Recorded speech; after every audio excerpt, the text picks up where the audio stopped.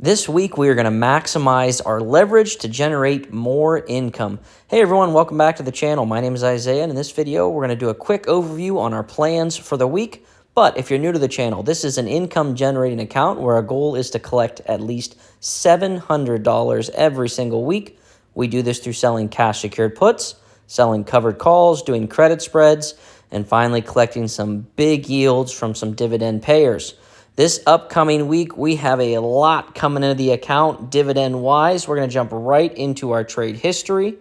Last week, we collected around $730 between options and dividends. Just to start our week, we have about $400 to hit our account for dividends this upcoming week. It's a shortened trade week this week. Don't forget, guys, Thanksgiving, holidays. So not as many days open in the market. That's just fine for us. We are still going to generate our income. I mean, as you can see, Cornerstones, they pay monthly. Love those yields. And they're going to give us about $200. Excited for that. And then COYY and TSYY, the two highest yielders we have in our account. And they're going to give us about $200 between them as well. I'm going to continue to invest into those funds by using dividends and distribution payouts as well as option premiums we will collect. So that's what we have to start the week. On top of that, we do have 505 shares of ULTY and 500 shares of YBIT. I'm expecting around $30 from each of those this upcoming week. So right off the bat, we're closing in on almost $500 in just dividends this next week. On top of that, we have some positions we're going to sell some covered calls on. Let's take a look at our options history first.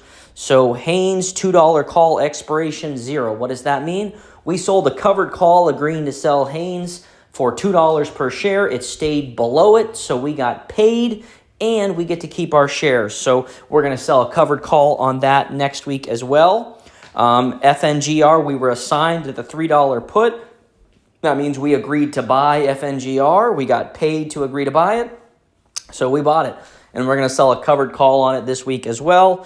WULF, we got called away. We had a $2.50 strike. We agreed to sell it for $2.50. Unfortunately, the stock had a massive run up in the last couple months and went up to about $11, $12 a share.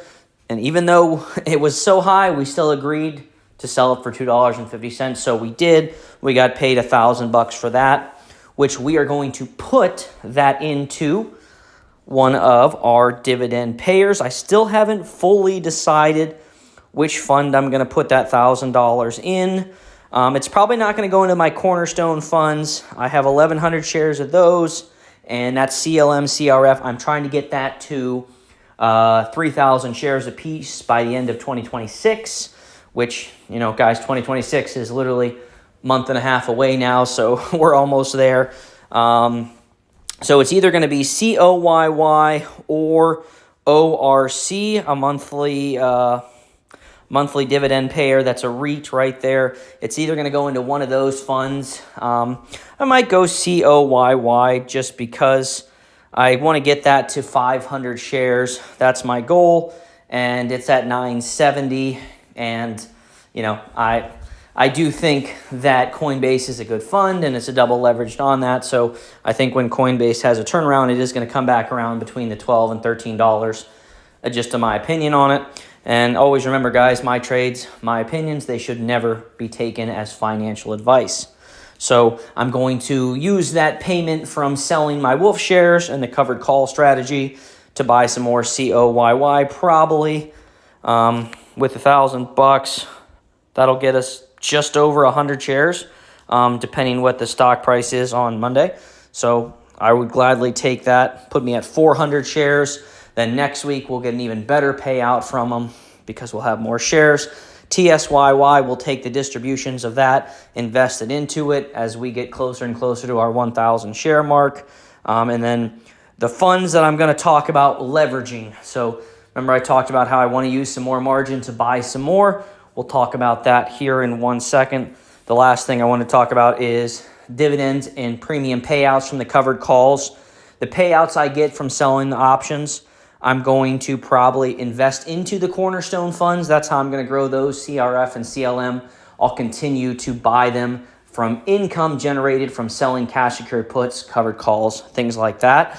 And that's how I'll grow those two funds. So I'm trying to feed income into all of these funds slowly and surely, consistently, grow the account, stabilize the account, and continue to produce income. So that being said, let's talk a little bit about margin. For that, I want to give a quick shout out to the Premium Generals.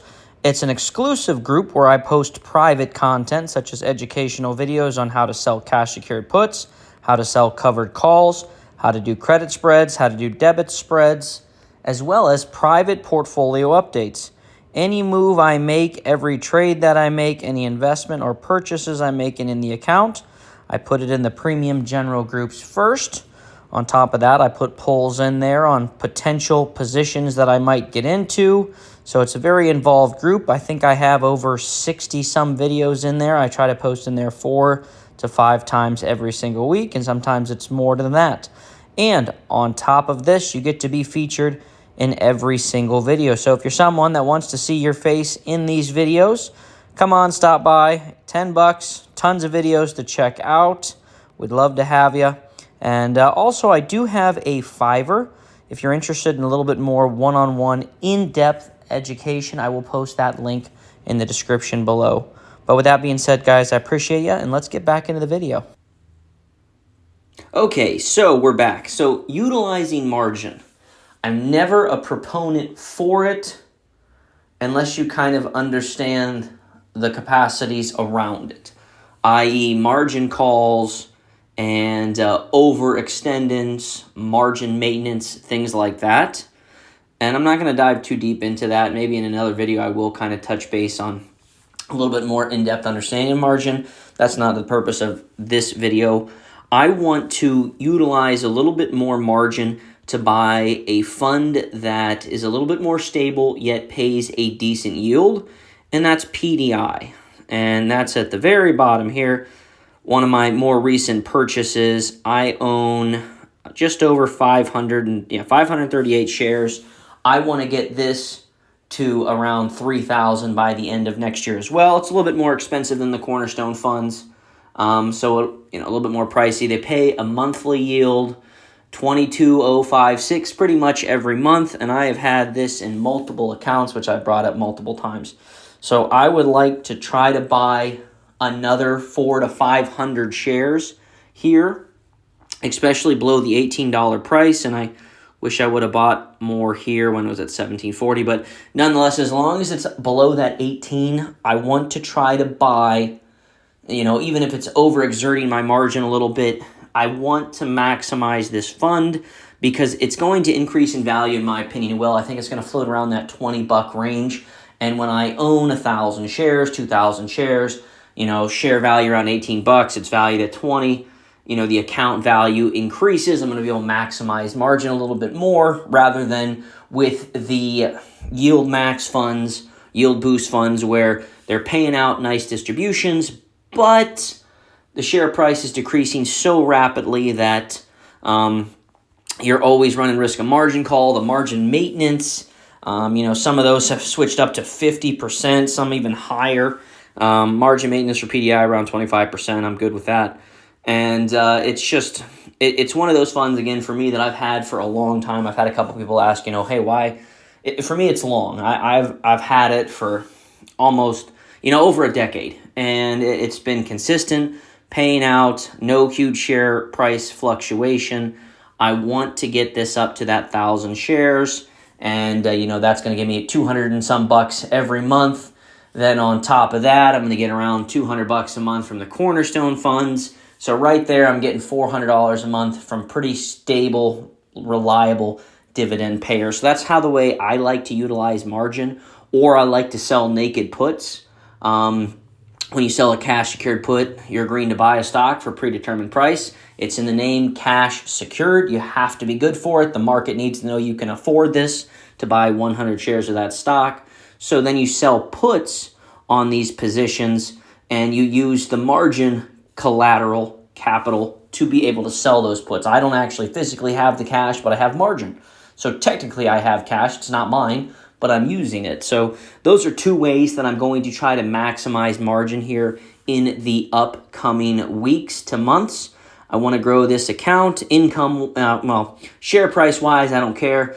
Income generating wise, I want to be able to consistently make the income while not having to worry as much with share price erosion and things like that. So that's why I need to continue to add stabilizers that still pay a decent yield. So that's my plan for this upcoming week. I'm going to leverage a little bit more to generate more income.